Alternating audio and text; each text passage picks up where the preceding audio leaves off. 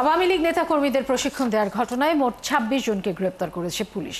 রোববার ঢাকা মহানগর পুলিশ জানায়, এই ঘটনায় কোনো রাষ্ট্রবিরোধী ষড়যন্ত্র আছে কিনা সেটি খতিয়ে দেখা হচ্ছে।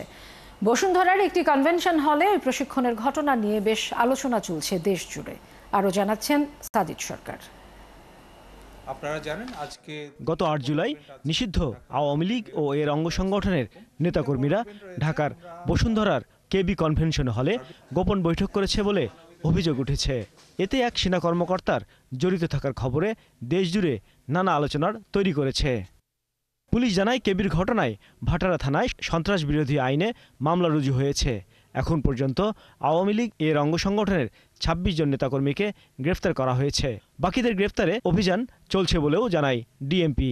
তারা উদ্দেশ্যমূলকভাবে জড়ো হয়ে একটা ষড়যন্ত্রমূলক কিছু করার অপপ্রয়াস বা অপচেষ্টা করেছিল।